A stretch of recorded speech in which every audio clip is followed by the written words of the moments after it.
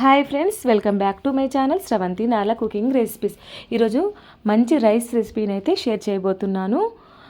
అదేనండి, coriander rice, కొత్తిమీర rice. చాలా అంటే చాలా టేస్టీగా ఉంటుంది, హెల్త్కి కూడా చాలా మంచిది. మార్నింగ్ ఆఫీస్ వెళ్ళే వారికి, లేదంటే పిల్లల లంచ్ బాక్స్కి కూడా ఈ కొరియండర్ రైస్ని అయితే ప్రిపేర్ చేసి పెట్టండి. లేదంటే నైట్ అన్నం మిగిలిపోతే కూడా మార్నింగ్ పడేయకుండా ఒకసారి ఇలా కొత్తిమీర రైస్ అయితే ట్రై చేయండి. ఒక్కొక్కసారి అన్నీ కూడా మనకి అన్ని వెజిటేబుల్స్ ఉన్నా కూడా ఏం తినాలనిపించదు కదా, జస్ట్ 10 నిమిషాలలో ఈ కొత్తిమీర రైస్ని ప్రిపేర్ చేసుకోండి.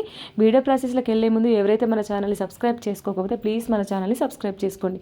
ఇక్కడ నేను ముందుగానే రైస్ని ఫ్రెష్గా 2 times కడిగి అన్నాన్ని వండి వాష్ చేసి పొడి పొడిగా చల్లార్చి పక్కన పెట్టేసుకున్నాను. ఇక్కడ మీకు బాస్మతి రైస్ తోటి అయితే చూపిస్తున్నాను. నార్మల్ రైస్ తోటి కూడా ప్రిపేర్ చేసుకోవచ్చు. ఇప్పుడు ముందుగా స్టవ్ ఆన్ చేసి నాన్ స్టిక్ కడాయిలో జస్ట్ 3 tablespoon అయితే ఆయిల్ వేసేసుకొని, ఇలా ఆయిల్ హీట్ అయిన తర్వాత 1 tablespoon ఆవాలు, 1 tablespoon జీలకర్ర, సన్నగా చాప్ చేసిన ఆనియన్స్ వేసేసి చక్కగా ఫ్రై చేసేసుకోవాలి. ఇలా ఆయిల్లో ఇలా ఆనియన్స్ అన్నీ మంచిగా కలర్ చేంజ్ అయ్యేంత వరకు కలుపుకున్న తర్వాత కొద్దిగా కరివేపాకు కూడా వేసేసి మరొకసారి అయితే కలుపుకోవాలి. కరివేపాకు కూడా ఆయిల్లో మంచిగా ఫ్రై అయిపోయిన తర్వాత సన్నగా కట్ చేసిన ఒక క్యారెట్ని తీసుకొని ఈ విధంగా వీలైనంత వరకు సన్నగా కట్ చేసిన క్యారెట్ ముక్కలు అయితే ఇందులో వేసేసుకొని అవి కూడా ఆయిల్లో మంచి చక్కగా ఫ్రై అయ్యేంత వరకు అయితే ఒకసారి కలిసే విధంగా కలుపుకోవాలి. చూడండి, ఇలా కలుపుకున్న తర్వాత ఇప్పుడు ఇందులో 1 tablespoon పసుపు వేసేసుకొని మరొకసారి కలుపుకొని మూత పెట్టేసుకోవాలి. మూత పెట్టడం వల్ల క్యారెట్ అనేది సాఫ్ట్గా మంచిగా ఉడికిపోతుంది. ఒక 10 నిమిషాల వరకు మనం మూత పెట్టేసుకోవాలి. అప్పటి వరకు ఇక్కడ నేను 1 గ్లాస్ రైస్కి 1 కొత్తిమీర కట్టది ఫుల్గా తీసేసుకున్నాను. కాడలతోటి కట్ చేసుకొని ఫ్రెష్గా కడిగేసి బౌల్లో పక్కన పెట్టుకోవాలి. ఇప్పుడు ఈ కొత్తిమీర మిక్సీలో వేసేసుకోవాలి. ఇలా మనం మిక్సీలో కొత్తిమీరని వేసేసుకున్న తర్వాత కొంచెం అల్లం ముక్క, ఒక 5-6 వరకు వెల్లుల్లి రెబ్బలు, కొద్దిగా దాల్చిన చెక్క, ఒక ఇలాచీ, 2 లవంగాలు, ఒక 3 కట్ చేసిన పచ్చిమిర్చి ఇలా వేసేసుకొని మనం మూత పెట్టేసి కొంచెం వాటర్ పోసుకుంటూ మంచిగా స్మూత్గా ఇలా పేస్ట్ అయితే పట్టుకోవాలి. చూడండి, ఈ విధంగా పేస్ట్ పట్టుకున్నాం కదా. ఇప్పుడు పక్కన పెట్టేసుకొని 10 నిమిషాలు అయిపోయింది కదా, మూత తీసి చూస్తే క్యారెట్ అనేది సాఫ్ట్గా ఆయిల్లో దగ్గర పడేంత వరకు మంచిగా కుక్ అయిపోయింది.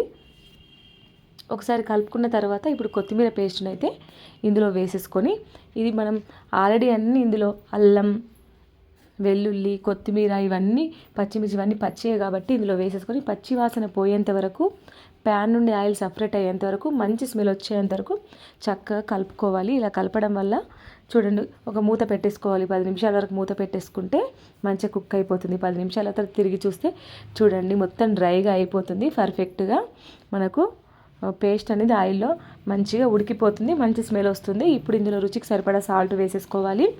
ఇక్కడ నేను 1 tablespoon ధనియా పౌడర్, 1 tablespoon జీరా పౌడర్, 1 tablespoon గరం మసాలా వేసేసుకొని ఈ మసాలా అంతా కూడా గ్రేవీకి పట్టే విధంగా చక్కగా కలుపుకోవాలి. చూడండి, ఇలా మంచిగా కలుపుకున్న తర్వాత కొంచెం ప్యాన్ నుండి ఆయిల్ రిలీజ్ అయినప్పుడు మనం ఆల్రెడీ అన్నాన్ని పొడి పొడిగా వండి వాచి చల్లార్చి పెట్టుకున్న అన్నాన్ని ఇందులో వేసేసుకొని ఒకసారి స్టవ్ ఆఫ్ చేసేసుకొని చక్కగా కలిసే విధంగా మనం ఫస్ట్ ఆఫ్ ఆల్ కలుపుకోవాలి. ఇలా బాగా మిక్స్ అయ్యేంత వరకు మనం చక్కగా కలుపుకున్న తర్వాత ఇప్పుడు స్టవ్ ఆన్ చేసేసి ఒక 5 నిమిషాల వరకు రైస్ని వేడి చేసుకోవాలి. ఇలా కలుపుకొని మనకి ఇక్కడ సాల్ట్ గిన పడితే అనిపిస్తే వేసేసుకోవచ్చు. ఇలా మనం చక్కగా కలుపుకున్న తర్వాత ఇప్పుడు ఇందులోకి మనం ఒక 1/2 నిమ్మకాయ అనేది పిండుకోవాలి. నిమ్మకాయ పిండుకోవడం వల్ల రైస్ అనేది చాలా పుల్లగా చాలా టేస్ట్గా ఉంటుంది కాబట్టి ఇక్కడ ఒక 1/2 లెమన్ అయితే పిండేస్తున్నాను. ఇష్టం ఉంటే ఈ లెమన్ని కూడా పిండుకోవచ్చు, లేదంటే స్కిప్ చేయొచ్చు. రైస్ అనేది ఇంకా డబల్ టేస్ట్గా ఉంటుంది. ఇలా చక్కగా కలుపుకున్న తర్వాత ఇప్పుడు పైనుండి సన్నగా కొత్తిమీర తరుగును కూడా వేసేసుకొని ఒకసారి కలుపుకొని స్టవ్ ఆఫ్ చేసేస్తే సరిపోతుంది. ఎంతో టేస్టీగా కొరియండర్ రైస్ అయితే రెడీ. చాలా అంటే చాలా టేస్టీగా ఉంటుంది. నైట్ అన్నం మిగిలిపోయినా కూడా మీరు ఒకసారి ఈ విధంగా ట్రై చేయండి. బాస్మతి రైస్ తోటే చేయాలని ఏం లేదు, పిల్లలకి బాస్మతి రైస్ తోటే పెట్టాలని ఏం లేదు. నార్మల్ రైస్ తోటి కూడా పిల్లల లంచ్ బాక్స్కి పెట్టియచ్చు. కాకపోతే ఇక్కడ నేను బాస్మతి రైస్ తోటి అయితే చేశాను. వేడిగా తిన్నా కొద్దీ తినాలనిపిస్తుంది, అంత బాగుంటుంది. కొత్తిమీర కూడా హెల్త్కి చాలా మంచిది కదా, ఒక్కసారి ఈ విధంగా ట్రై చేయండి. ఈ వీడియో కనుక నచ్చినట్టయితే లైక్ చేయండి, షేర్ చేయండి, కమెంట్ చేయండి. వీడియోని మీ ఫ్రెండ్స్కి, మీ ఫ్యామిలీ మెంబర్స్కి, రిలేటివ్స్కి తప్పకుండా షేర్ చేయండి. మీకు ఎలాంటి రెసిపీస్ కావాలో కింద కమెంట్ చేయండి. ఎవరైతే మన ఛానల్ని సబ్స్క్రైబ్ చేసుకోకపోతే ప్లీజ్ మన ఛానల్ని సబ్స్క్రైబ్ చేసుకోండి. Thank you for watching. Bye.